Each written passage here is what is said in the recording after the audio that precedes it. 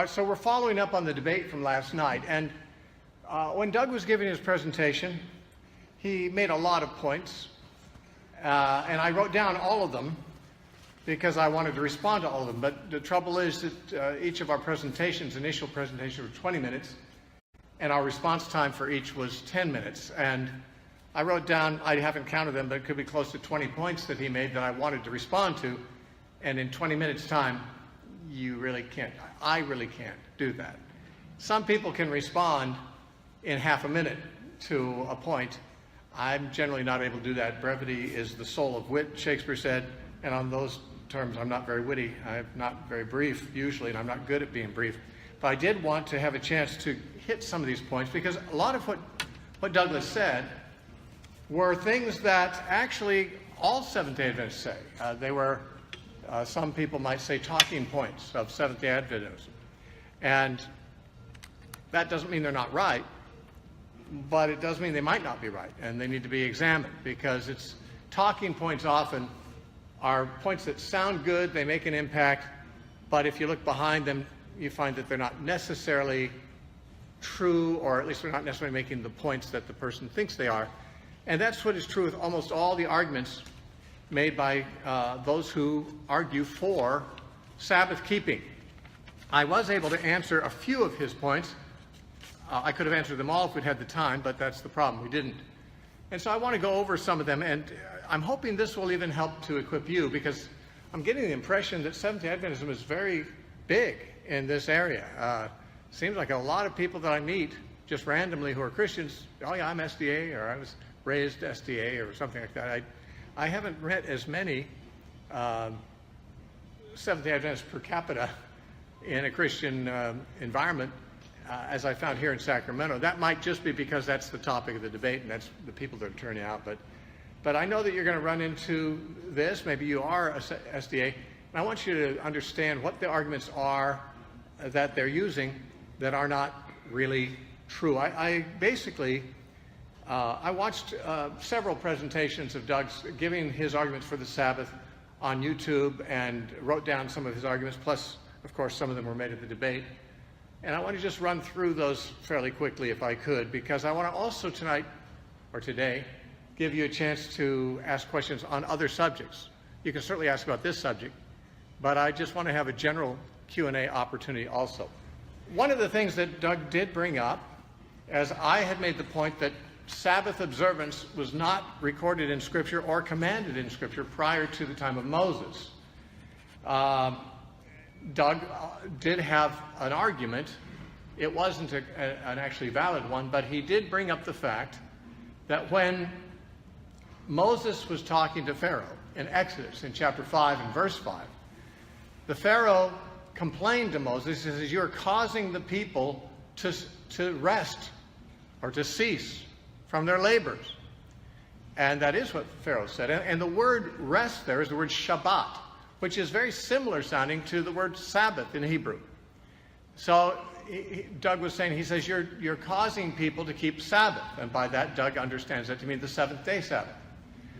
My point, first of all, was that the word Shabbat in Hebrew is sometimes used of the Sabbath. It's used 71 times in the Old Testament in the Hebrew, of which 13 times it does refer to the Sabbath observance. 13 out of 71 times. Other times it refers to simply cessation of some activity. In Psalm 46:9 it says that he makes wars to cease to the end of the earth. The word cease is Shabbat. It doesn't mean Sabbath keeping, it means stopping. Isaiah 13:11 says, "I will cause to cease the arrogancy of the proud." Again, cease is Shabbat. I'll cause it to cease does not mean I'll cause the proud to keep the Sabbath. Shabbat is not a word that refers to the Sabbath. It's a word that refers to cessation of something, cessation of activity of some kind. In Job 31:1 it says, "Then these three men ceased to answer Job." Shabbat, of course.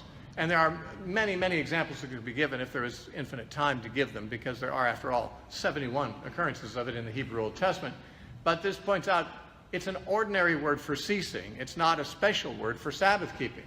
Now, to suggest that Moses had caused the Israelites who were still slaves to start keeping Sabbath is what Doug is suggesting. I don't think there's any support for that.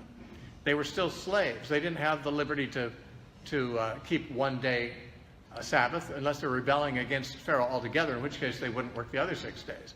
In fact, that's exactly what was happening. They were ready to rebel against Pharaoh and not be slaves anymore, and they were discouraged from working for Pharaoh because they were promised deliverance. And so their work was lagging, and Pharaoh was perhaps a little bit hyperbolic when he said their work has ceased, because they were still working some. But there's no reason to believe he was saying they were keeping a Sabbath. That's not what the word necessarily means, and there's no reason to believe that Moses knew anything about a Sabbath at that point. There had been no command to keep Sabbath anywhere in Scripture previously. Doug and all Seventh-day Adventists bring up Genesis chapter 2, verse 3, where it says, on the seventh day God ceased from his work, from the creation of all the things that he'd made. And he blessed that day, the seventh day, and he sanctified that day, because in it he rested. Now, what does that passage mean? Does it mean that Adam and Eve were told to keep the Sabbath? If they were, we're not told so. And if so, then they had two things that could have caused the fall. One, eating of the tree of the knowledge of good and evil, the other, breaking the Sabbath. Because if God commanded them to keep the Sabbath, then that was really the first test, not the tree of the knowledge of good and evil. And yet the Bible indicates that the tree of the knowledge of good and evil was the test. We're not told there was another one. God did not, as far as we know, tell Adam and Eve to keep the Sabbath. And I pointed out from Deuteronomy chapter 5 last night that Moses said that God did not give this covenant and did not give these laws to their ancestors, to Abraham, Isaac, and Jacob. They were given to the generation that came out of Egypt. The first command to keep Sabbath is really just a few days before they came to Mount Sinai in Exodus chapter 16. And that was when God gave manna. He told them, gather the manna 6 days and don't gather it on the seventh day. He didn't say why, but it was obviously anticipatory to the Sabbath law that was going to be in the law he was about to give them a few days later. He did not say, gather for worship on that day. There was no command to gather for worship in Exodus 16. It was just, don't go out and gather the food. So it was putting it in their head there was going to be one day that they wouldn't do their ordinary work. But it was not communicating anything as a holy day of worship or anything related to that. Even when the Ten Commandments were given, there's no reference to the Sabbath being a day of special worship gatherings. It's there to keep it holy. The word holy means separate. Holy means unique, unlike other days. And in the Ten Commandments, when the Sabbath law is given, it only says, you shall not do your ordinary work on that day. That's how it's different from other days. Now, later on, yes, in the rest of the Pentateuch, you find from time to time references to that he wants them to gather on the Sabbath, and he wants them to gather on many other occasions too. Lots of days for gathering were dictated in the later part of the law. But gathering on the Sabbath particularly doesn't stand out in the Old Testament as something different than gathering on Passover or on the new moons or any other special days. There are lots of religious gatherings. However, none are mentioned in the Ten Commandments. Now, Doug believes that the Ten Commandments are the law of God because they're written on stone and they're permanent, he says. He believes that the other laws in the Old Testament are the laws of Moses given to him by God. I don't think he's disputing that God is the author of those laws, but he believes that because they're not written on stone, they're not permanent. So when the New Testament says we're not under the law, Doug would suggest that means we're not under the law of Moses, which means the laws other than the Ten Commandments. The Ten Commandments, as he pointed out, and as is often pointed out, were written on stone.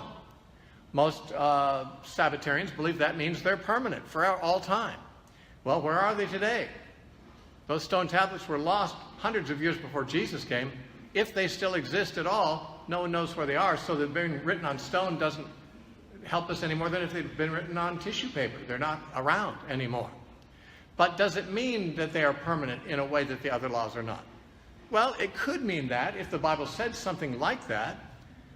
Unfortunately, though, for those who wish to make that point, the Bible doesn't say anything like that. It does not say that because they were written on stone, they were to be permanent, unlike the other laws that were not written on stone. As a matter of fact, when Paul talks about the passing away of the law in 2 Corinthians 3, he specifically mentions the laws engraved on stones. Now, he doesn't mean only those, but Paul and the New Testament writers, and frankly the Old Testament too, didn't know any difference between the law that God gave on stone and the law that God gave through Moses' pen. It was all the law of God. It was the Torah. The Bible of the Old Testament was, of the Jews was the Torah and the prophets. That included the Ten Commandments. It included all the other writings too. But when Paul specified that the law was passing away and not permanent, he specifically mentioned that which was written on stone in 2 Corinthians chapter 3, verse 7. If the ministry of death, written and engraved on stones, was glorious, so that the children of Israel could not look steadily at the face of Moses because of the glory of his countenance, which glory was passing away, how will the ministry of the Spirit not be more glorious? For if the ministry of condemnation had glory, the ministry of righteousness exceeds much more in glory. For even what was made glorious had no glory in this respect, because the glory that excels. For if what is passing away was glorious, what remains is much more glorious. Now, Paul says there's something that's passing away and there's something that doesn't pass away, something that remains. The Seventh-day Adventists would say, well, what passed away was the law of Moses written on parchment, but what remains is the Ten Commandments. No, the Ten Commandments are specifically indicated as something that passes away, the law engraved on stones. He even calls it the ministry of death and the ministry of condemnation. Not a very flattering term to use for the Ten Commandments, but it is the Ten Commandments he's talking about. He says they're written on stone. So the whole law, really, including the Ten Commandments, is what was passing away. It was part of the Old Covenant. The Old Covenant was made at Sinai. It included the Sabbath for the first time as a commandment from God. Never was a commandment given to Abraham about that. Abraham, by the way, was commanded to be circumcised. And so circumcision became a sign of the covenant that God gave to Abraham. And the Sabbath became a sign of the covenant that God made to Israel at Sinai. And so in Exodus 31, God tells them several times, keep the Sabbath. It is a sign between myself and the children of Israel forever, for all generations. He says it again in the passage. It's a sign. Keeping the Sabbath was a special sign of Israel's special status. This could not be a special sign of their status if everyone was expected to keep the Sabbath, because there'd be no distinction then between Israel and everybody else. There was no general expectation that Gentiles would keep the Sabbath. There was the expectation that they wouldn't, and that the Jews would be unique in doing so.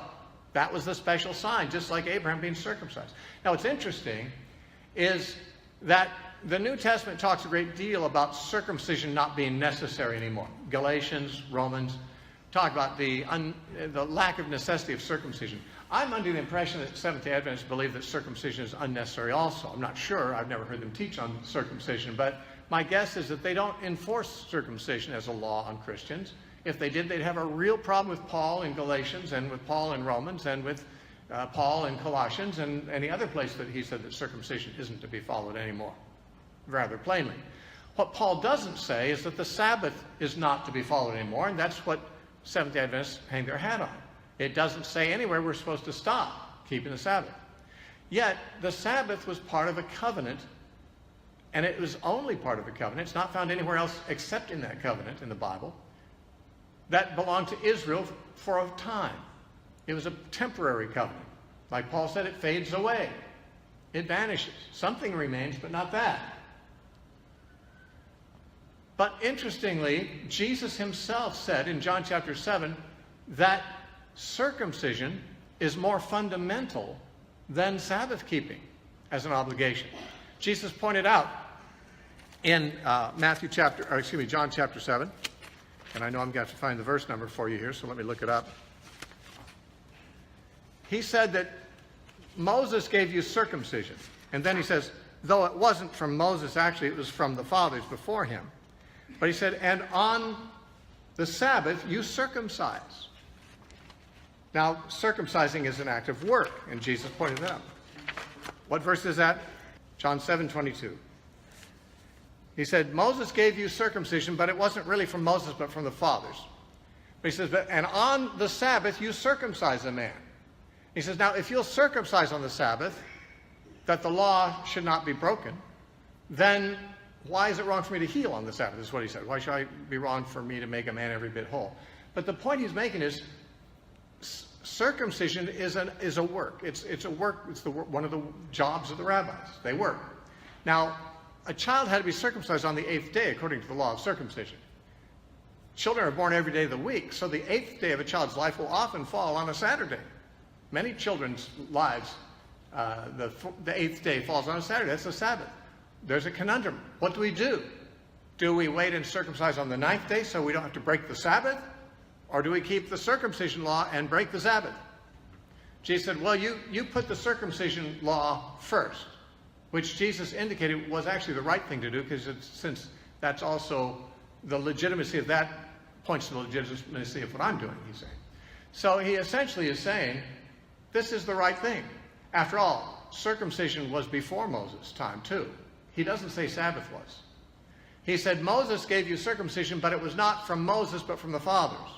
He didn't say the same thing about Sabbath. Moses did give them Sabbath, and no one ever said it was from before that. In fact, Moses said it wasn't from before that. He says, God didn't make this covenant with our fathers. But what Jesus said is, if it comes to a conflict between circumcising and keeping the Sabbath, we go with circumcision. Because circumcision is more fundamental, a more fundamental duty than Sabbath keeping. The Jews recognized it, Jesus recognized it. Everybody should recognize it. It goes back further. It goes back to Abraham, as Jesus said, which Sabbath keeping doesn't. But what about this? What's that mean? Well, circumcision is no longer necessary, and yet it's more fundamental than Sabbath keeping. By the way, circumcision was said to be permanent and perpetual for all generations too. In Genesis 17, when God instituted circumcision, he said, this is forever, a covenant between me and your descendants forever, for all generations. Same thing he said about Sabbath. In fact, that's the same thing he said about the priests burning incense in the tabernacle, or the Day of Atonement, or keeping the feast. All those things are said to be forever. But as I pointed out last night, forever is a word ad olam in the Hebrew, which doesn't mean necessarily forever. That's how it's often translated, but it actually means for a long time, and it's often translated that way too in the Bible. It's actually an indistinct word. It doesn't mean endlessly. It means for a very long time, the end of which you cannot see from here.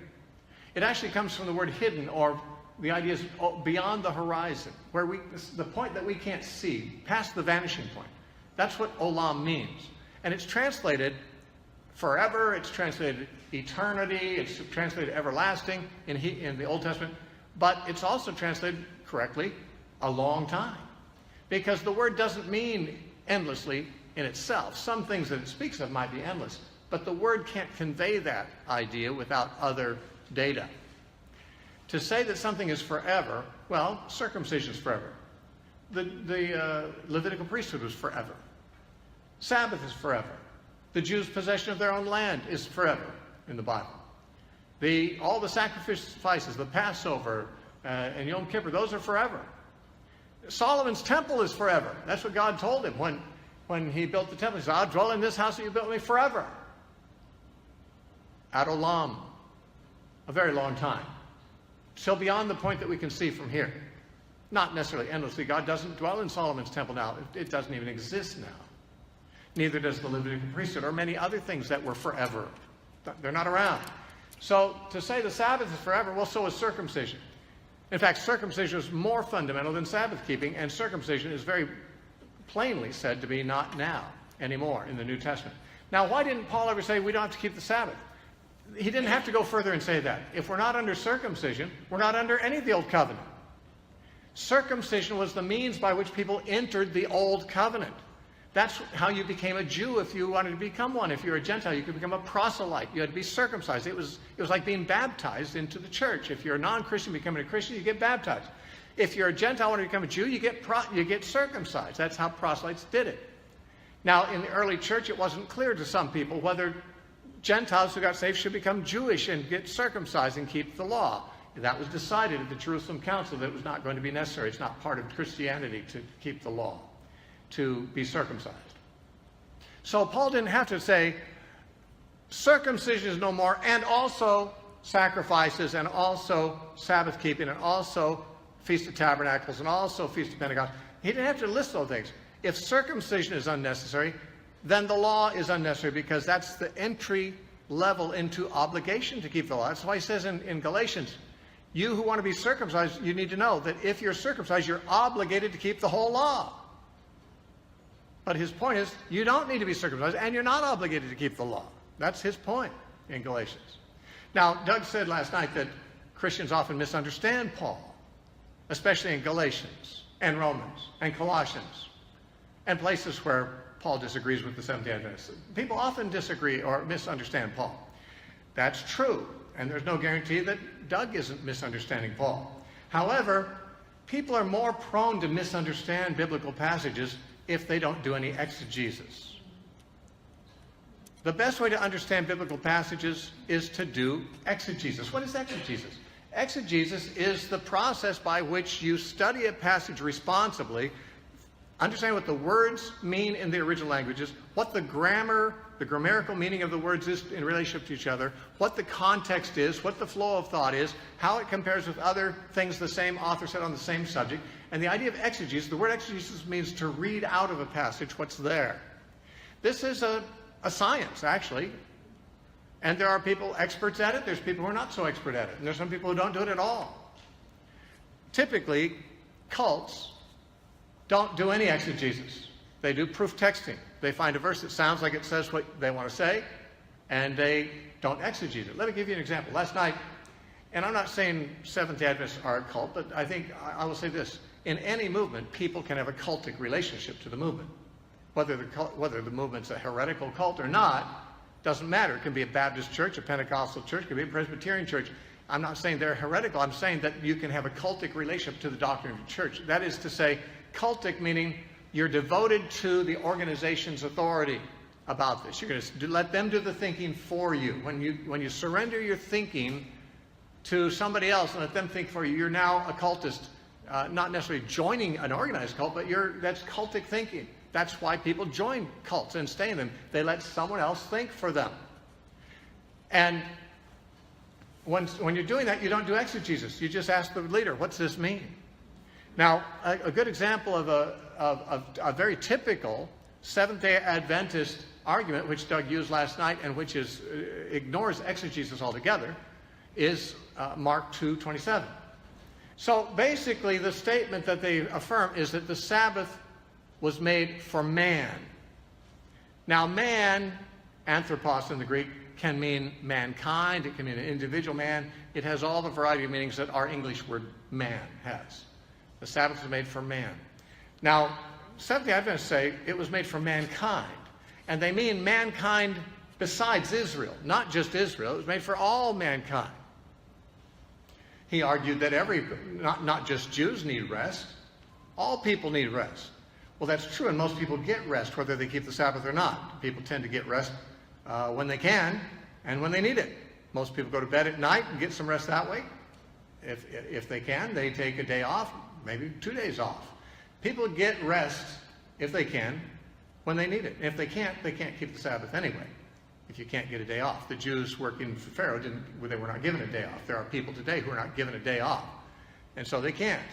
But that's okay. They'll get rest in whatever way they need to. Otherwise, they'll be overworked. I don't disagree with Doug that all people need rest, but not all people need a command from God to take one day, not just any day, but a certain day, and only that day for rest. That's not a needed thing for all people. Not everyone needs to be resting on Saturday.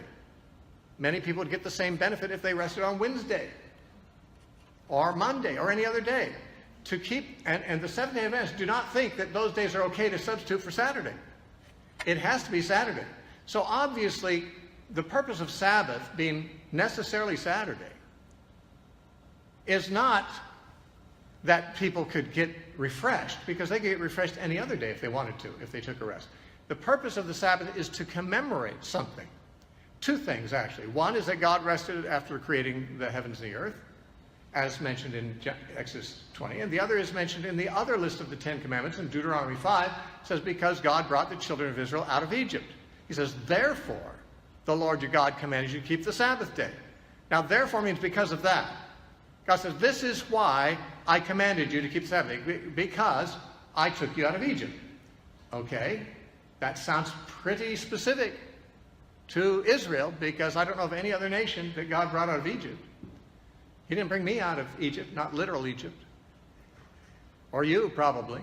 So the command to keep Sabbath says, I give you because I brought you out of Egypt. Because of this, for this reason, I command you to keep the Sabbath. This is very specific to them. So what does it mean when Jesus says the Sabbath was made for man? Isn't Jesus saying it's for all men? Well, that depends. What does the context suggest? What is the context anyway?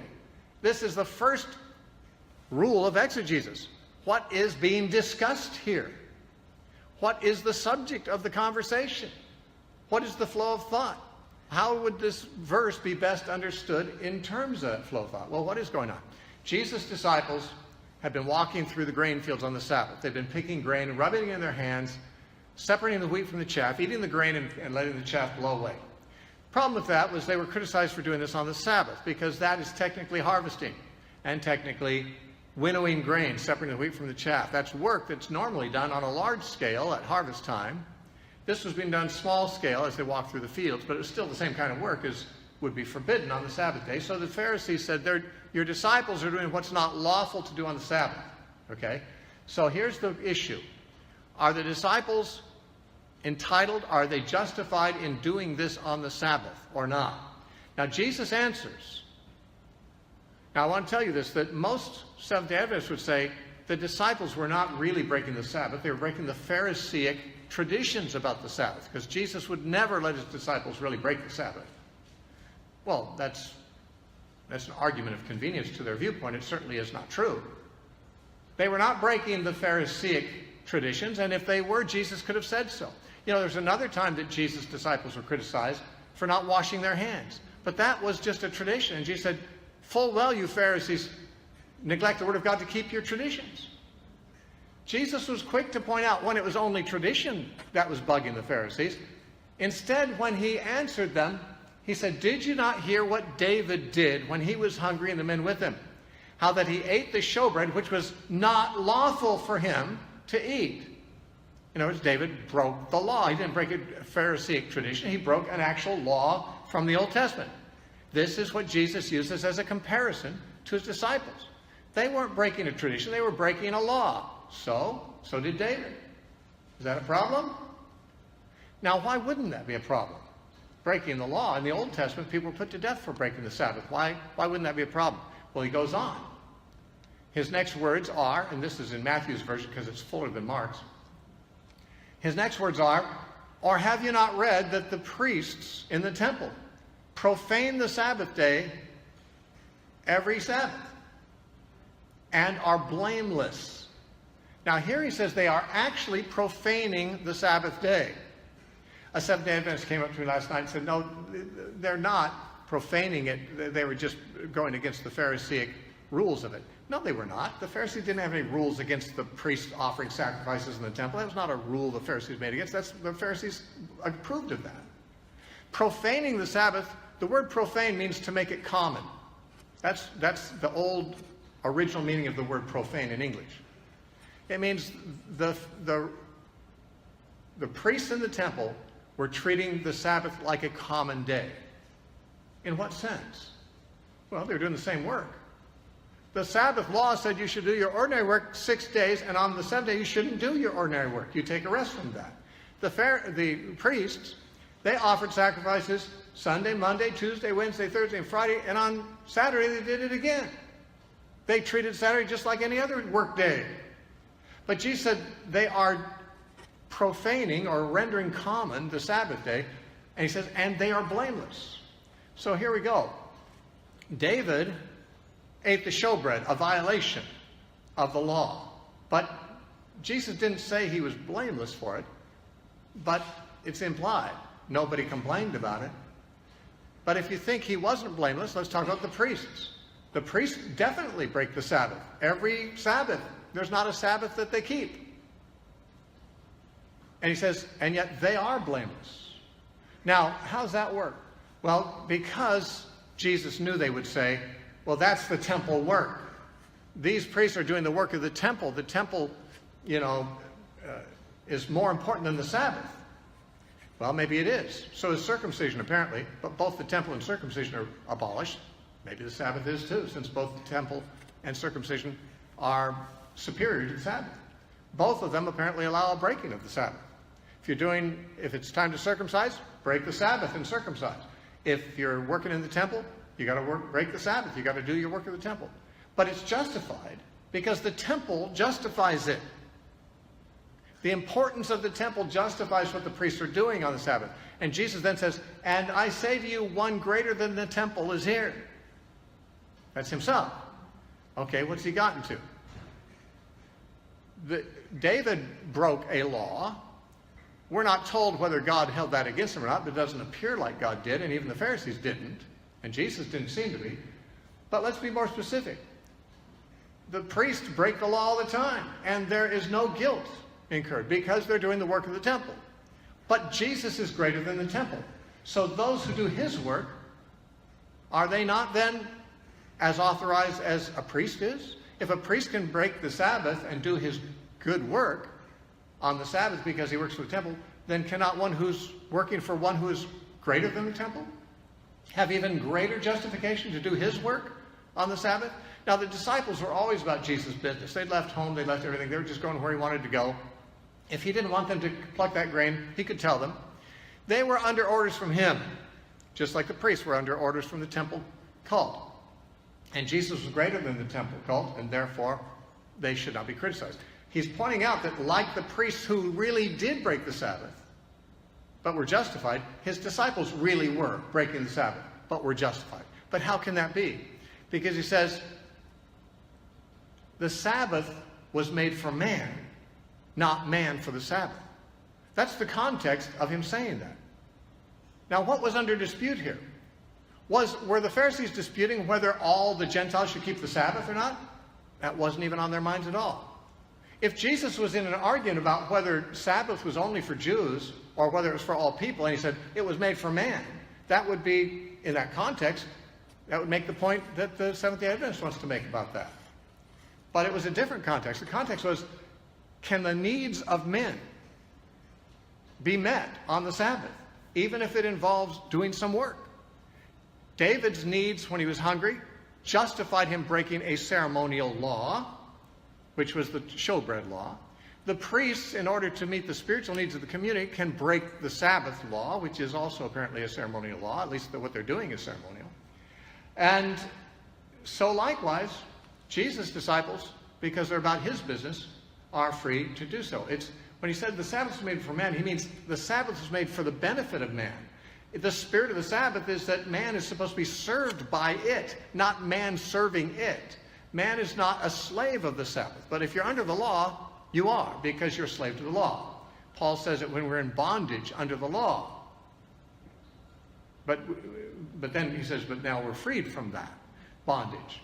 You see, if you're in bondage under the law, then you're in bondage under the Sabbath, because that's in the law, right? That's the law. But Jesus says, no, you're not under the law. Man was not made to be in bondage under law, under Sabbath. The Sabbath itself was made for the good of man. In this particular case, for the good of the Jews, because that's the only people who will receive it, but they're human. It was good for men to have it. So God gave that to his people, not all people. To say the Sabbath was made for man doesn't mean that the men in question are Gentiles. There's no indication in the Bible that would be true. And it's not even relevant. If Jesus' adversaries were not saying the Sabbath is only for Israel, if they said that, probably Jesus would agree with them. He's not trying to refute that. It's not the question. There's no dispute there about who's supposed to keep Sabbath, who's not. The question is, why didn't the disciples keep the Sabbath? How come they broke the Sabbath and Jesus didn't rebuke them? He said, because the Sabbath is for man's benefit. These guys are hungry.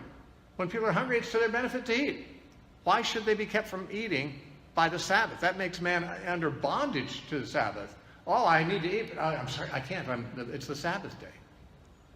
No, he's saying nothing about other men than Jews being given the Sabbath. He knew better than that. The Jews were the only people ever given it. So then he said, therefore the Son of Man is Lord even of the Sabbath day. In Mark it says Lord also of the Sabbath day. But also or even, both versions include a word that you think would not need to be there unless it's needed to be there. Jesus could have said the Son of Man is Lord over the Sabbath day, and that would be enough. That would justify him saying, I don't have to keep the Sabbath because it's Lord. It's not my Lord, I'm its Lord. I'm the Lord of the Sabbath. I can do what I want on the Sabbath because I'm the Lord, not the servant of the Sabbath day. It could also mean, and it probably did, that the disciples likewise under his orders are following their Lord. And therefore, he's the Lord of the Sabbath, so they should obey him, not the Sabbath. If he wants them to do something on the Sabbath that the law would not permit, don't worry about it. They have a Lord, not a law now. We don't have a law now, we have a Lord now. But when he says the Son of Man is Lord even of the Sabbath day, that even is there for emphasis. Why would you say even of the Sabbath day? It suggests you already know he's the Lord of the other days, right? But he's even the Lord of the Sabbath day too. What's that mean? If you have a Lord, what is your obligation? To obey. Remember Jesus said, why do you call me Lord, Lord, and you don't do the things I say? Your obligation to a Lord is to do what he says. Were the disciples doing that? Yeah, they were following him. They were under his supervision. They were under his orders. He was not objecting to what they wanted. He was approving of it. He was not critical of it. He would have been. He would have told them. They were obedient to their Lord, and it was a Sabbath day. But that's okay, because he's the Lord even on the Sabbath. You know, the Pharisees might have said, well, your disciples, they can follow you and do what you say on, Sunday, Monday, Tuesday, Wednesday, and Thursday, Friday. But on the Sabbath, they need to stop doing that. No, I'm the Lord even of the Sabbath. Not just those 6 days, but all days, including the Sabbath day. And that means that to the Christian, we never have to wonder what day of the week it is before we know if we should do something. We need to know if Jesus wants it done. That's it. Jesus is the Lord. And because he's the Lord, we only have to be concerned about whether we're doing the will of Christ. And Jesus also said on that occasion, actually, the next story in the same passage, the next story is about the man with the withered hand that Jesus healed on the Sabbath day and got criticized for that. And he told them, he says, now each of you believe you should pull your lamb out of a ditch if it falls there on the Sabbath day, right? And they did. Although that's bearing a burden, technically breaking the Sabbath, so their tradition was not necessarily based on what the Scripture said, but they just had common sense. The lamb's going to die before tomorrow. It's going to be a financial problem to me if he dies early. I need to save him, so I'll save him. It's the Sabbath day. But Jesus said, therefore, it is lawful to do good on the Sabbath day. Now, if there's anything Jesus taught positively about the Sabbath day, besides that he was the Lord of it, he said what is and what is not lawful to do on the Sabbath day. It is lawful to do good. Is pulling a lamb out of a ditch good? Apparently. He meant that as an example. Is healing a man good? Of course that's good. Is feeding a hungry person good, or letting them feed themselves? That's a good thing too, isn't it? In other words, it doesn't matter whether it's the Sabbath day or another day. If what you're doing is good, it's like any other day. Because what are you supposed to do on the other 6 days? Bad? No. As a Christian, you're supposed to do good all the time. You're supposed to only, Paul said, whatever you do in word or deed, do all in the name of Jesus, giving thanks to God the Father by him. Paul said also in another place, whatever you eat or drink or whatever you do all to the glory of God. There's no part of our life, no day of our life, that we're not obligated to be doing good in the sight of God. Whatever is good, we should do. And it doesn't matter what day of the week it is, because it's lawful to do good on the Sabbath day. Now, is it good to work at a job and support your family? I think so. Paul said, whoever doesn't work should not eat. There are people who have no choice but to work on the Sabbath day. I mean, they have a choice. They could be unemployed. And some would do that if they're legalistic Sabbath keepers. But working at a job to support your family is good. Therefore, it's lawful to do good on the Sabbath day. Working at a job should be something that a Christian does unto the Lord, just like they do everything else unto the Lord. Paul wrote to servants in Colossians chapter 3, and he said, you servants, submit to your masters as unto the Lord, knowing it's the Lord that you serve. When you work for an employer, when you work for somebody, you're serving the Lord. Is it lawful to serve the Lord on the Sabbath? Apparently so. That's a good thing, isn't it? It's lawful to do good on the Sabbath. It makes it so clear what Jesus is saying when you follow the train of thought.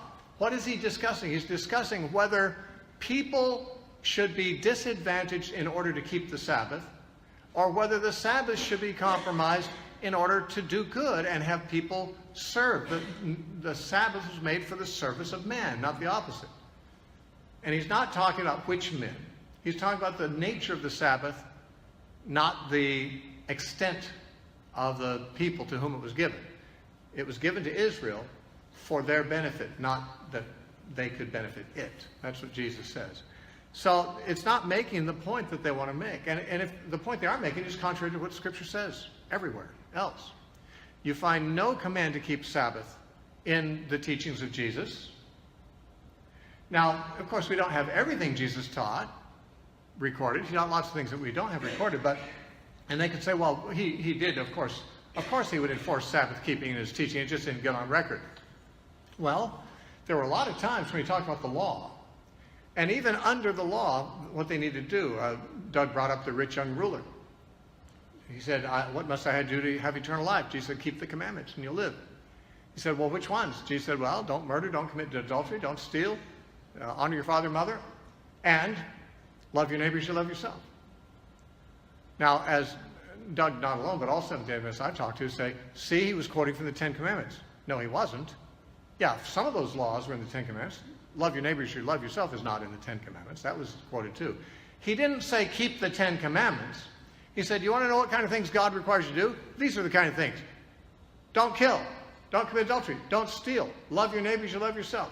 These are the things. Honor your parents. Yeah, some of those are in the Ten Commandments. By the way, most of those are also in most pagan law systems too. In most pagan societies, it's illegal to murder and to steal and to dishonor your parents. Those were also in God's law to Israel because, of course, he didn't want them to be worse than the pagans. He wanted them to be better than the pagans. But the Ten Commandments were just a summary of basic decency because even outside Israel, people without the law of Moses knew that there was basic morality, and many times it was codified in their laws. When Jesus said you shouldn't murder, he's not just quoting the Ten Commandments. He's quoting a basic moral principle. Don't commit adultery. Don't steal. Don't dishonor your parents. Those are basic moral principles observed universally by people who are not even under the Ten Commandments, who never knew of the Ten Commandments. And love your neighbors, you love yourself. Actually, you know, almost every religion has that command in it in one form or another. Buddhism, Islam, Hinduism, quite a few religions. You can, if you look on the internet for the golden rule in all religions, you'll find quotes from all the religious leaders saying something like that. One of the Jewish rabbis said, do not do to others what you hate to have done to you. Sort of similar, only negative. Jesus said, do unto others what you want them to do. But virtually all the religions had that. It's not a distinctive command only to the Jews because it's just part of basic morality. But Sabbath keeping is not part of basic morality. How do you know? Find somebody who's a decent person, who wants to do what's right, and is conscientious, and has never heard the Ten Commandments. Ask him whether he thinks it's right to dishonor your parents. Of course not. Do you think it's right to murder? Of course not. Do you think it's right to kill, commit adultery, steal? Any of those things? No, of course not. Bear false witness? No. How about resting on the seventh day? How should I know? If I've never heard of the Ten Commandments, it would never occur to me that resting on the seventh day was an obligation. It's not a moral thing. It's a ceremonial law like all the other ceremonial laws. They are taught. They're not instinctive. If God could have given the law differently, it's not moral. You see, God could never have said, thou shalt commit adultery, because adultery is evil. It's immoral. God could not say, thou shalt steal or bear false witness. That's bad stuff. God never could say that. He'd be compromising his own character. But could God say, I want you to keep every third Sabbath instead of every Sabbath?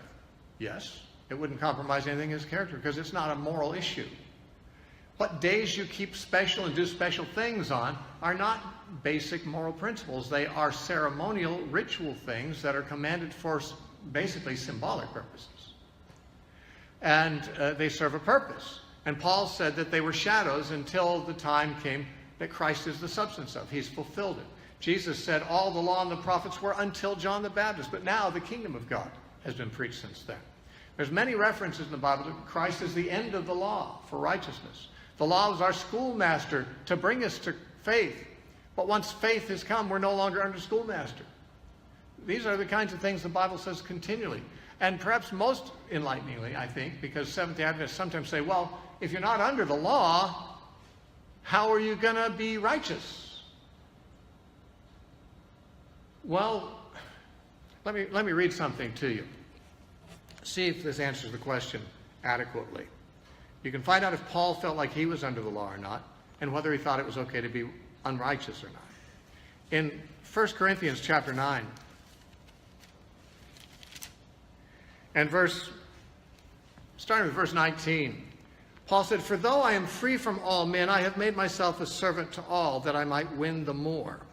To the Jews I became as a Jew, that I might win the Jews. To those who are under the law," obviously a group he doesn't consider himself to be part of, "I live as one under the law, that I might win those who are under the law. To those who are without law," he means the Gentiles, "as without law."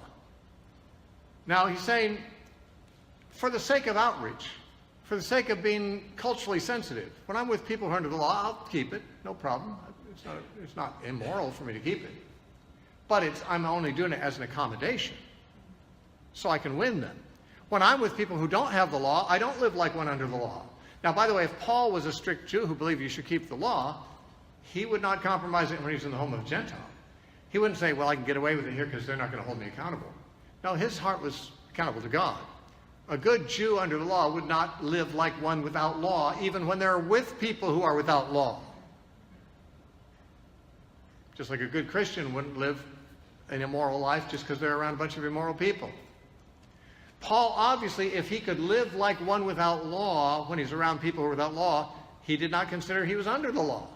He could act like it when he was around Jewish people, and he did so in order to win them. But that's all. It was not obligated. But when he says he was not under the law, look what he says in parentheses there in verse 21. It says, "Not being without law toward God, but under the law toward Christ."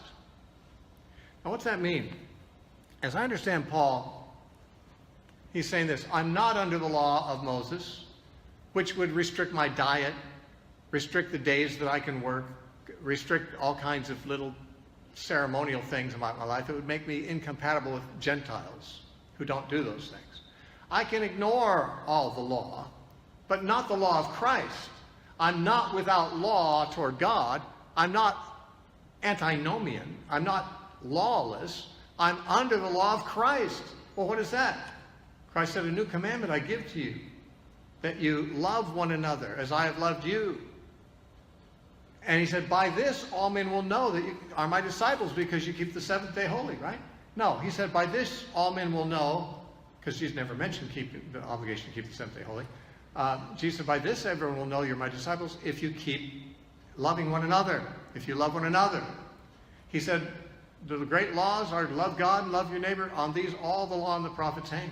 Or the way he put it in Matthew 7:12, he said, "As you would that men should do to you, do likewise to them. This is all the law and the prophets." So all the law and the prophets, he said, is when you do to others what you want done to you. And he's not saying you have to keep the law and the prophets. He's saying just do this. And then the law. Now, but aren't there some things in the law and the prophets that aren't related to doing to others? Yeah, like offering animal sacrifices, going to the temple. Those aren't related to doing to others. That's not the law for the Christian. The whole law and the prophets for the follower of Jesus is to love your neighbor as you love yourself. Let me show you what Paul said in Romans chapter 13. Again, he lists some of the Ten Commandments. Interestingly, as in all the lists of the Ten Commandments in the New Testament, the Sabbath is not mentioned. But in Romans 13:8, Paul says, "Owe no one anything except to love one another, for he who loves another has fulfilled the law." Next verse. "For the commandments, you shall not commit adultery, you shall not murder, you shall not steal, you shall not bear false witness, you shall not covet. And if there is any other commandment, are all summed up in this saying, namely, you shall love your neighbor as you love yourself." Now, is it true that love your neighbor as you love yourself would exclude adultery? Of course. You don't want someone committing adultery with your husband or your wife, so you wouldn't do it to someone else, right? How about loving your neighbor as you love yourself, does that forbid you to murder? Well, sure, you wouldn't want someone to murder you, so you won't murder them, right? How about stealing? You shall not steal. Is that? Yes, you don't want some people to steal from you, so you don't steal from them. Or bear false witness, or covet what you have. In other words, All these laws indeed are summed up by the statement, love your neighbors, love yourself. How about Sabbath keeping? Resting on the seventh day. Is that something summed up by love your neighbors, love yourself? I don't think so. I don't see how my neighbor would give a rip whether I'm resting or working on the Sabbath day. Doesn't affect him any. I don't care if someone else does. Why should he care if I do? In other words, he doesn't mention Sabbath keeping because it isn't included in love your neighbors, love yourself. And he said, and if there is any other commandment, it's all summed up in this. As far as the commandments Christians are concerned, it's the moral commandments that we're concerned about. Everything that can be summed up by love your neighbors, love yourself is the Christian's duty, and nothing beyond it is. If there's any other commandment besides these, it's got to be. It's not a commandment otherwise. Now, the Seventh-day Adventists say in Revelation, the people who are saved in the last days are those who keep the commandments of God. It says so in Revelation chapter 12. It says so elsewhere that they keep the commandments of God, the people who are saved in the book of Revelation. I'm not sure why they say that's the end times, because they hold a historicist view of Revelation, and they believe that the papacy is the beast, and that the papacy ruled for 1,260 years, they said, because it's 1,260 days in Revelation, and that ended in the 1840s. So how can the Pope give us, how can the beast give a mark hundreds of years after the papacy has ended in the 1800s? The mark of the beast certainly must apply to something that happens done by the beast during that 1,260 days.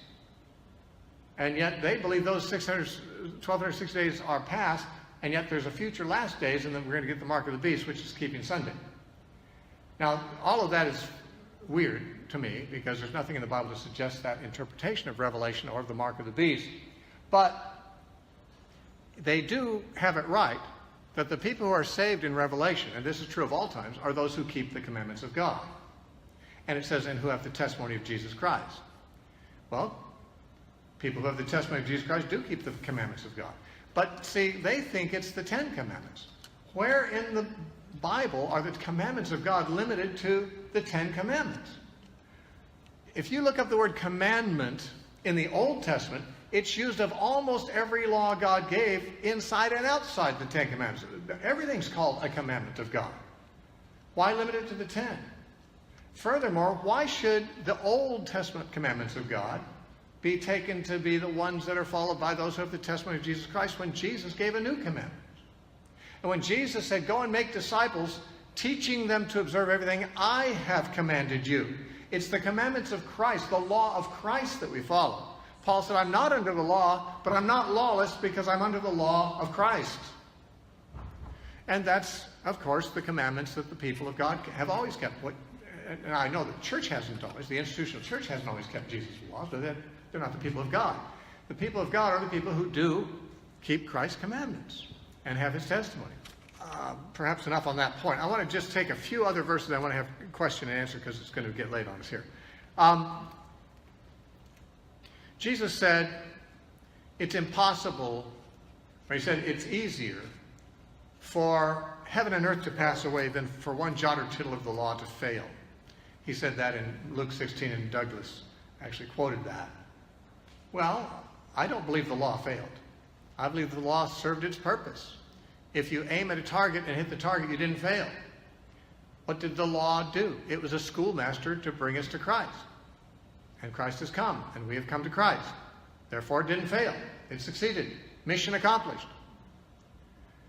It was there to serve a purpose, just like a babysitter is there to serve a purpose. But sometimes the babies live long enough to outgrow the babysitter.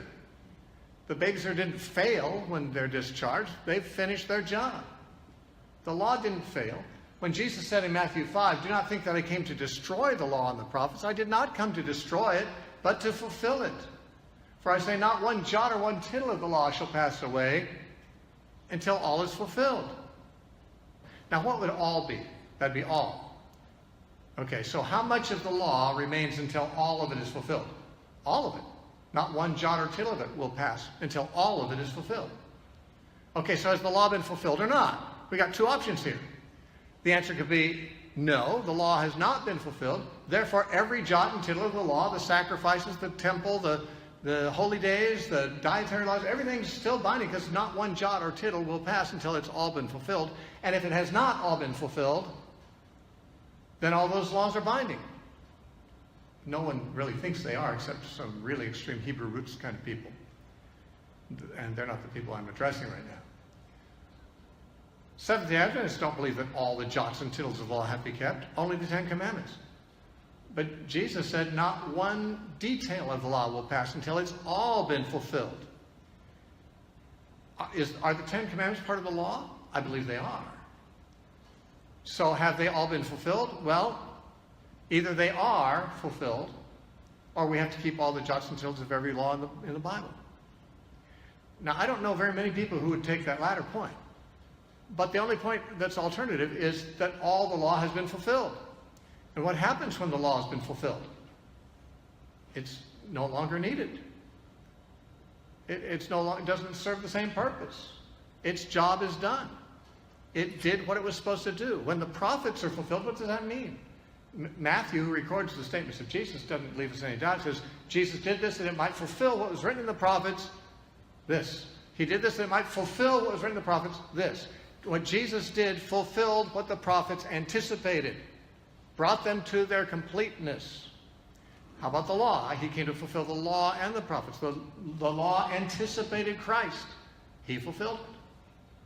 That's why Paul says Christ is the end of the law for righteousness to all who believe. The law is not needed anymore. God has written his laws in our hearts. Now the Seventh-day Adventists say, what laws? Certainly the Ten Commandments, right? No, not certainly the Ten Commandments. The laws he writes in our hearts are the ones that Jesus taught. He's the one who writes them in our hearts. And he writes his law. God said, I'll write my laws in their hearts. Well, who did the writing? Jesus. The Holy Spirit. What laws are they? They're the laws that Jesus gave us, the commands of Christ. Love one another as I have loved you. And you'll be my disciples if you are. Now, it was frequently said, and is frequently said by those who teach Sabbath observance, that Paul and Jesus both kept the Sabbath. It's easy to find verses that say something like, when it was the Sabbath, as was his custom, Jesus went into the synagogue and taught. Or on the Sabbath day, as was his custom, Paul went into the synagogue and taught. Okay, so both Jesus and Paul had a custom of entering the synagogue on the Sabbath and teaching. Is this the same thing as keeping the Sabbath? Does anyone know of a scripture in the Old Testament that says, thou shalt go into a synagogue and teach on the Sabbath day? That's what they did. The law was that they should not do on the Sabbath day what they ordinarily do. Your ordinary work is what you're supposed to cease from on the Sabbath. Teaching was what Paul did every day and what Jesus did every day. They didn't cease on the Sabbath. They weren't observing the Sabbath. They were observing a fact that if they wanted an audience on the Sabbath day in a Jewish area, they're going to find them in the synagogue. They went to the synagogue. Did they rest from their work? No, they did their work. That's what they always did every day. We don't read of them observing the Sabbath. Now, I got in trouble with some people on Facebook because I pointed out last night, and every time I point this out, I expect the Sabbatarians to turn red. I mean, I don't want them to, but I know they will because I've been around them. When I said Jesus broke the Sabbath. Now remember, Jesus is the Lord of the Sabbath. So if he broke the Sabbath, that's his business. He can do what he wants. He's the Lord. He's not under it. He's over it. If I make a rule for my children, and then I don't keep that rule myself, that might be okay, depending on the kind of rule it is. As long as I'm not breaking some moral standard. I might have privileges my children don't have. I might tell them to never, handle the razor blades in the cabinet. That doesn't mean I can't do it. Jesus was above the Sabbath. He was not under it. And therefore, breaking the Sabbath was not a problem. Jesus was accused of breaking the Sabbath, it's true. But then John tells us that's exactly what he did. In John 5:18, he says, therefore the Jews sought all the more to kill Jesus because he not only broke the Sabbath, but also said that God was his Father, making himself equal with God. Now, there's two groups, not mainstream Christian groups, but two groups that have trouble with this verse. One of those groups is the Jehovah's Witnesses. Because it says that Jesus said his Father, made himself equal with God. He said God was his Father, thus making himself equal with God. Now, when I bring this up with Jehovah's Witnesses, they don't believe Jesus is equal with God. So they say, no, he didn't really say he was equal with God. The Pharisees were saying he was equal with God. They were misunderstanding him to be saying that he was equal with God, because Jesus wouldn't really say that. But John said he did. We're not reading the Pharisees' account, we're reading John's account. The Pharisees didn't write this. John wrote it. Jesus said God was his Father, thus making himself equal with God. That's John's assessment, not the Pharisees. Likewise, when it says he broke the Sabbath, Seventh-day Adventists have trouble with that. No, he wouldn't do that. That just means he broke the Pharisees' idea of the Sabbath. Well, then maybe the Pharisees wrote this, because whoever wrote it said he broke the Sabbath. That's rather plain. He not only broke the Sabbath, he also said God was his Father. Now, we either take John for what he said, or we make up our own doctrines as we go along. I'm a Bible student. I'm not a Bible writer. I can't make it up. I can't add to it or subtract it, but I can see what it says. Jesus broke the Sabbath. Now, in the context, that's not a problem. They blamed him for doing it, and his answer was, just before this, he said, my Father works hitherto, and I work. And that's what bugged them, because he said that he had the same privilege his Father did. His Father breaks the Sabbath, doesn't he? Does God stop working every Saturday? Better not pray then, he's not on duty. Sorry, the doctor is out on the Sabbath. God doesn't work Sabbath. Crazy. Jesus said he does. He said, my Father works hitherto, and I do. In other words, I'm like my dad. He works every day, I work every day. He did, in fact, break the Sabbath. That shouldn't be a problem. Jesus said that the priests break the Sabbath, and they're blameless. There are people who can break the Sabbath, even under the law, could break the Sabbath and be blameless. The priests among them. Jesus said so. But certainly the Lord of the Sabbath can do so. This is the thing that someone on Facebook, a SDA, wrote. They said, I listened to that debate until he said that Jesus sinned. I couldn't listen any longer. I said Jesus sinned? She was talking about this statement. The Bible says he broke the Sabbath. It doesn't say he sinned. What it says is he broke the Sabbath and it wasn't a sin. That's the point. The Pharisees were calling him sinner because they thought he needed to keep the Sabbath. He was saying, I don't need to. My Father doesn't need to. I don't need to. It's not a sin. My Father's not sinning when he works on Saturday, and neither am I. He did break the Sabbath. Now, he didn't break any moral commandments. He never committed adultery or murder or stealing or false witness or coveting. Why? Those are moral issues. Sabbath? Not so much. Sabbath is more ceremonial. That's why Jesus compared it with David eating the showbread. It was comparable. His disciples breaking the Sabbath were doing something unlawful. David eating the showbread was doing something unlawful. Both were ceremonial laws. Neither of them were breaking a moral law. Paul compared Sabbaths with food, dietary laws, which are also ceremonial. In Colossians 2, 16 and 17, let no one judge you concerning what you eat or drink, or observance of festivals, new moons, or Sabbaths. Now, Seventh-day Adventists say, and Doug said this, although I didn't bring this scripture up last night, he expected me to, because it's the main one that people usually bring up against people like him, but he was ready for it, but I didn't bring it up. I had more important things to bring up. But he said what they always say. Sabbaths there doesn't mean the Saturday Sabbath, the Lord's Sabbath. It doesn't mean the weekly Sabbath. The Sabbaths there is referring to the Sabbaths that were attached to the festival weeks, the pilgrim festivals. You know, Passover week, Pentecost week, Tabernacles week. Each week began and ended with a day that had to be treated as a Sabbath, whether it was on a Saturday or not. It had to be treated as a Sabbath. They're even called Sabbaths sometimes in the Old Testament. The beginning and the end of ritual weeks were sometimes called Sabbaths. So he's saying this is not talking about the Saturday Sabbath. This is talking about the ritual Sabbaths, and not the law of God in the Ten Commandments, but the law of Moses about these festivals. No, not likely. He already mentioned festivals before he mentioned Sabbaths. He says, don't let anyone judge you whether you keep festivals, that's the yearly, or new moons, that's every month. The first day of every month was a new moon. Or Sabbaths, that's every week. He lists the festivals of Israel by their frequency. First the annual, then the monthly, then the weekly. And by the way, if you go to the Old Testament and find many times the festivals are listed in the very same way, in either ascending order or descending order of their frequency. There'd be no reason for him to say festivals, new moons, and those Sabbaths that are attached to the festivals. That's included in festivals. So he doesn't have to be redundant. He's saying yearly things are festivals, monthly things are new moons, weekly things are Sabbaths. And he compares them with what? Food laws, ceremonial laws, the Sabbath.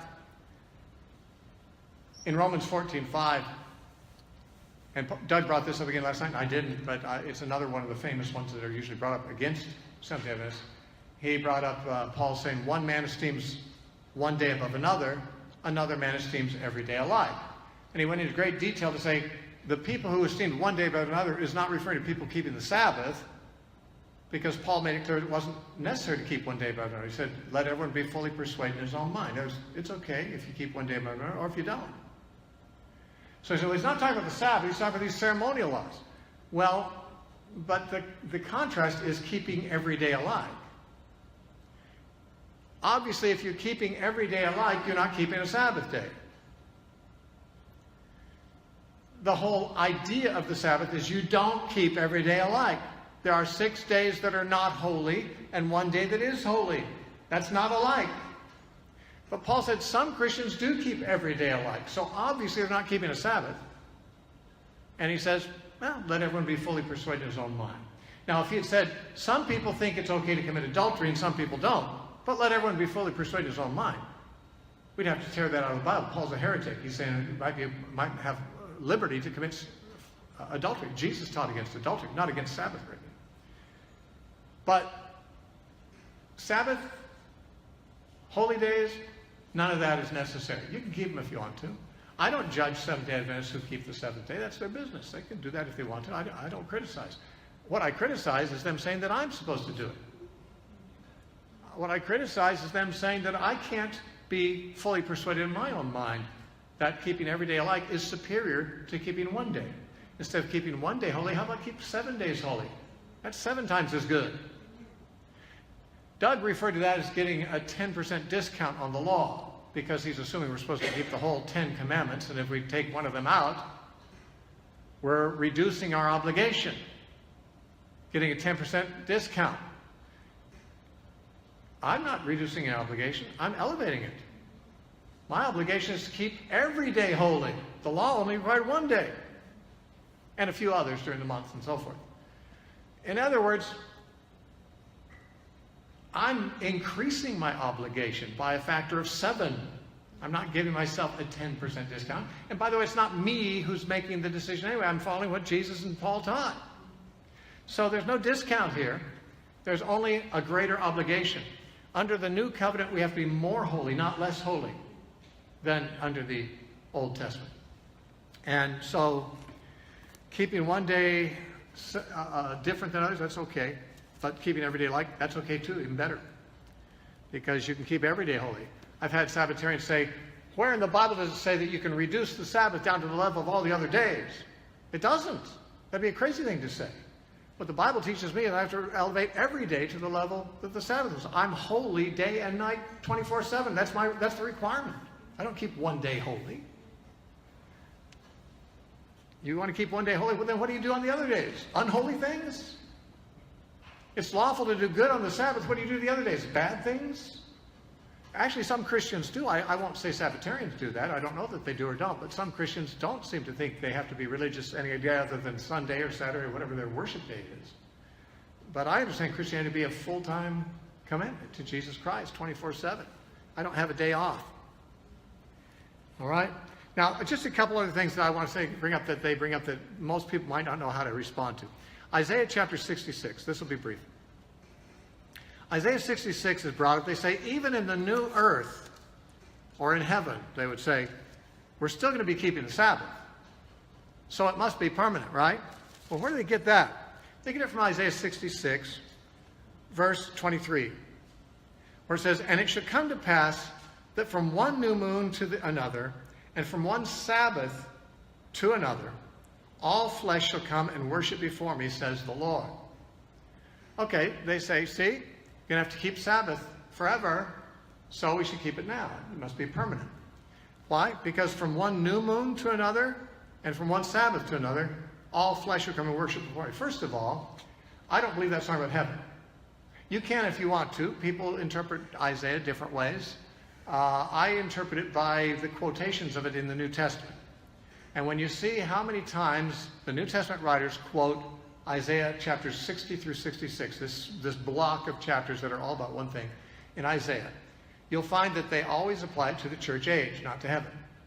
About 6 or 7 or 8 times, the New Testament quotes from this section of Isaiah and always apply it to the age of the church. So that's what I would do, rather than make up something more creative and say it's about heaven. I think this is about now.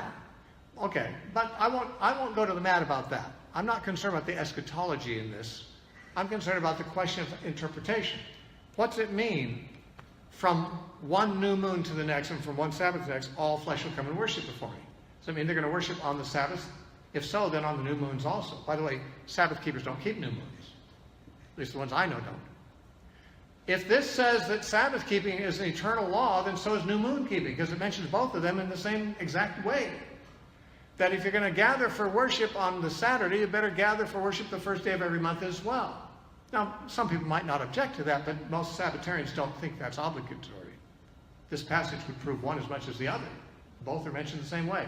But what I would suggest is it's not saying anything about worshiping on the new moon or worshiping on Saturday. It's saying from one new moon to the next. That's a space of 30 days. And from one Sabbath to the next, that's a space of 7 days. It's not talking about on the days, it's talking about the time between the days. Every day. Not just on Sabbath, but all the days in between one Sabbath and the next. People will worship me every day, not just new moons and Sabbaths, but from one new moon to the next. Not on one new moon and on the next, but from one to the next one. That's a whole month. What falls between that? 30 days. People will worship me 30 days a month, not one day a month. From one Sabbath to the next. That's a whole week. That's 7 days. People will worship me. This is not talking about worship on the Sabbath. It's talking about worship in the interval between 2 Sabbaths. The idea here is, unlike the Old Covenant, where people worship God on the Sabbath, and then the next Sabbath they do it again. In the New Covenant, we do it all the days in between too, from one Sabbath to the next. This is not saying anything about Sabbath observance except to say it's inadequate in New Testament terms. We don't worship on the Sabbath in a way differently than other days. Now, there's some other really important verses that he used, but I'm not going to give all of them. But there's one I do think I should bring up, and maybe this will be the last point I'll make here. It's in Matthew 24, the Olivet Discourse, which again, they seem to think is talking about the end of the world. As near as I can tell, the Olivet Discourse is talking about the destruction of Jerusalem in 70 AD, but let's give them what they're saying. Let's say it is the end of the world. Jesus said, but pray that your flight not be in winter or on a Sabbath day. Right? Matthew 24:20. He's telling his disciples that when they see the danger coming, they should flee from Jerusalem. Now, the danger that is coming, Matthew and Mark refer to it as the abomination of desolation, which is a term hard to understand. And that's why so many people apparently misunderstand it. Luke made it easier. Luke paraphrased it, recording the same statement where Jesus said, when you see the abomination of desolation, flee. Luke says in Luke 21:20, when you see Jerusalem surrounded by armies, flee. Same statement paraphrased. Abomination of desolation is the Roman armies coming against Jerusalem in AD 70. Jesus said in the passage, this generation will not pass before this happens. So we know it happened in the first generation of Christianity. And it did. He was spot on. 40 years after he said it, it happened. Within that generation, just barely. So Jesus, that's one of the most remarkable, accurate prophecies, one of the few that has actually an exact time frame given by the speaker for fulfillment. And Jesus, that's the most remarkable fulfilled prophecy in the Bible, probably, because of the exact date or exact time frame for it that isn't usually given. But he does say this, and it doesn't matter whether we're talking about the fall of Jerusalem or sometime in the future. He tells his disciples, pray that your flight would not be in the winter or on the Sabbath day. So they say, see, Jesus expected his disciples to still keep the Sabbath day. Okay, so where in the law does it say that you cannot flee on the Sabbath day? Where's that forbidden? Well, they had the Sabbath journey restriction. The Sabbath journey restriction was you could only walk 1 mile from your home on the Sabbath. Now, there were ways to get around that. If on Friday before sundown you knew you were going to walk more than 1 mile on Saturday, you were allowed to go and put 2 days' supply of food 1 mile from your house. And if you wanted to, that'd be called a home. If you go another mile, you could put another 2 days' supply. You could do that every mile increase. Then you could, on the Sabbath day, go 1 mile from one house, then another mile to each place where there's two days' worth of food was a house. So the Pharisees had this all worked out, the rabbis. But the point is, this whole idea of a restriction on how far you could go on the Sabbath is not in the law. It's a rabbinic tradition, and Jesus had no respect for rabbinic traditions. He made a distinction between the laws of God and the tradition of men. The Sabbath day's journey law was not in the Bible. It was in the Talmud. It was rabbinic. Why would Jesus tell his disciples, well, you're going to have to flee from your life, but you're going to be out of luck if it's a Sabbath, because I'm going to make you only go 1 mile. You're going to be in trouble then. You're going to have to keep the rabbinic tradition of the Sabbath journey, even though your life is at stake. Now, it's okay to eat when you're hungry on the Sabbath, but you can't flee for your life, right? What's Jesus thinking? Well, he's not thinking about any restriction on movement in the Sabbath that's legal. He's thinking in terms of practicality. People in Jerusalem want to flee on the Sabbath. They're going to find it hard. The gates are shut.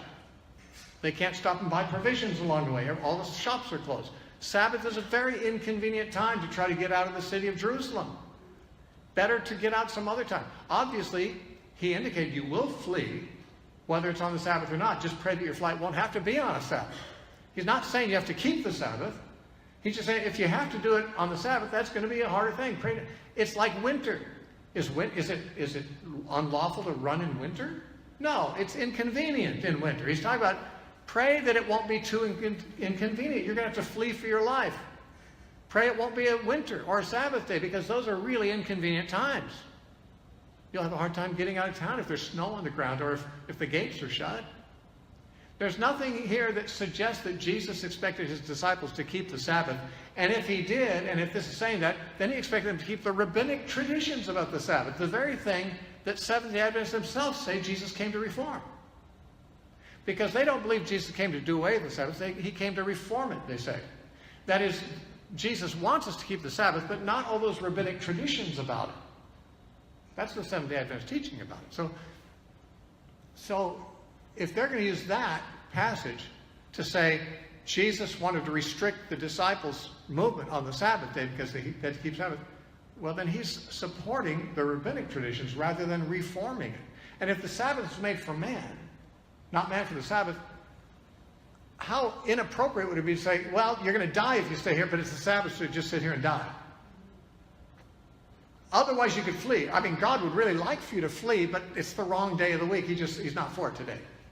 You know, what kind of thinking is that about the Sabbath? It's not clear thinking. It's not biblical thinking, and it certainly is not New Testament thinking.